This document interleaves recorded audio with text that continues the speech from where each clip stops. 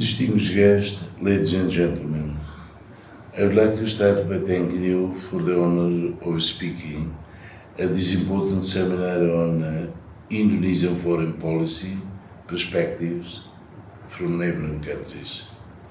I commend the Synergy Policies, Indonesian Strategic and Defense Studies, ISDS, and the Association of Alumni from the Faculty of Social and Political Sciences from University of Indonesia for holding this seminar. First, I must congratulate the people of Indonesia on the 77th anniversary of independence of the Republic of Indonesia. The brave struggle of the Indonesian people against colonialism showed the world the value of resistance and solidarity in the fight for self-determination. It was an inspiration for colonized peoples around the world. Since independence, the Indonesian people were experiencing difficult political process, but finally could build a strong, successful and democratic nation. As the largest Muslim majority country and the third largest democracy in the world, Indonesia has a crucial role in international affairs. This role will only grow as Indonesia becomes a global economic and diplomatic powerhouse.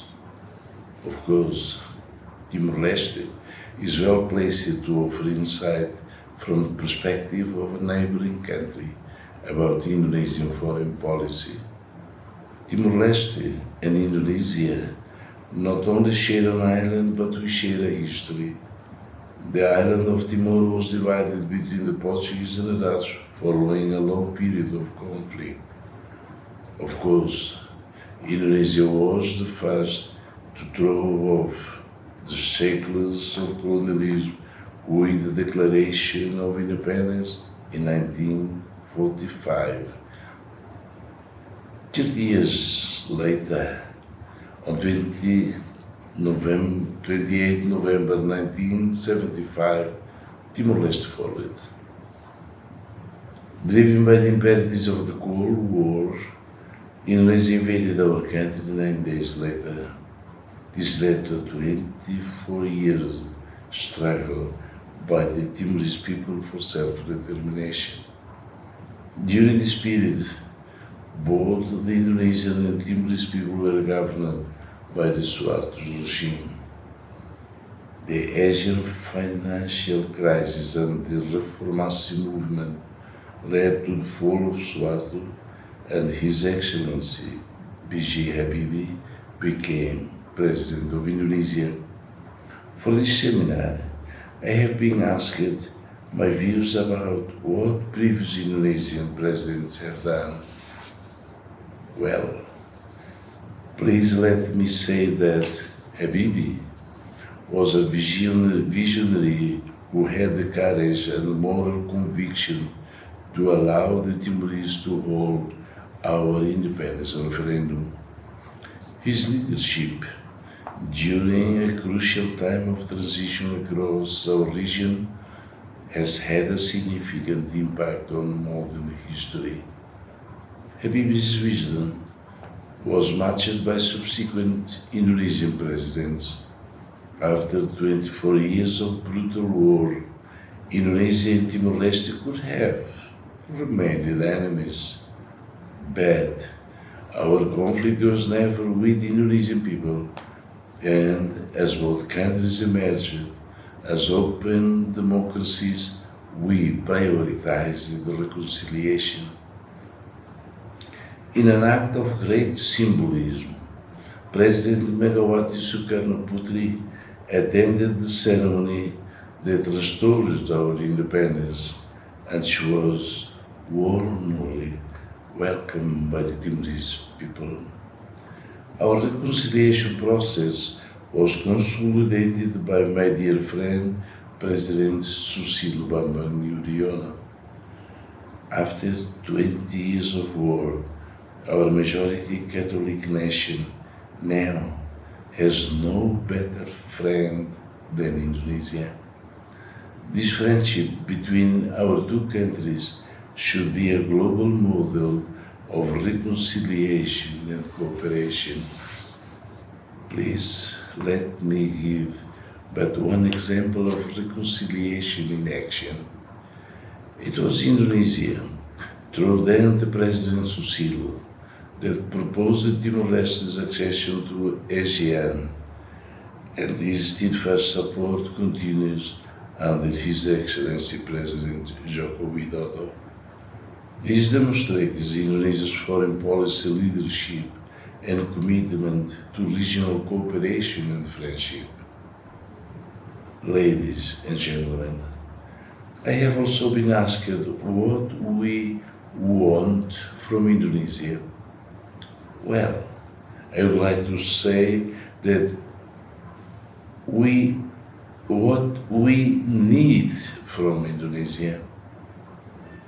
Our world is changing. The post-Cold War period of relative peace is over. Global security is diminishing. Globalization is in retreat. And we face great destabilization with international concern on climate degradation, food shortage, inflation, geopolitical rivalry, and war in Africa and the Middle East. In response, countries are increasing military spending and preparing for conflict, as we can witness happening to Ukraine right now. With this growing disorder, Indonesia was rightly raised alarm about an arms race in our region. This follows Indonesia's history of promoting international security. The United Nations Convention on the Law of the Sea is a great example of what can be achieved by Indonesia when it works towards global order and security. It was only through the use of UNCLOS that Timor-Leste was able to force Australia to negotiate a maritime boundary, when it had been willfully ignoring international law and taking petroleum revenue from us. In the stark contrast, Timor-Leste and Indonesia are discussing the resolution of our land and maritime boundaries in a spirit of cooperation and friendship. And so, as we move towards a multipolar world, we need Indonesia to play a central role in global affairs and lead the regional and international dialogue. And we are pleased to see that this is already happening, not only with ASEAN and the United Nations, but now with the G20. Ladies and gentlemen, thank you again for the invitation to speak today. I know that this seminar will discuss issues of great significance about Indonesia's place in the world.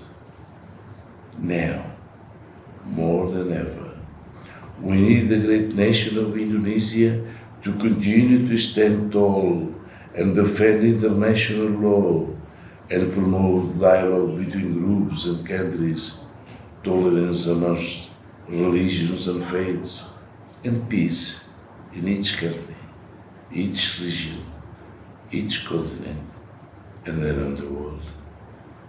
Thank you very, very much.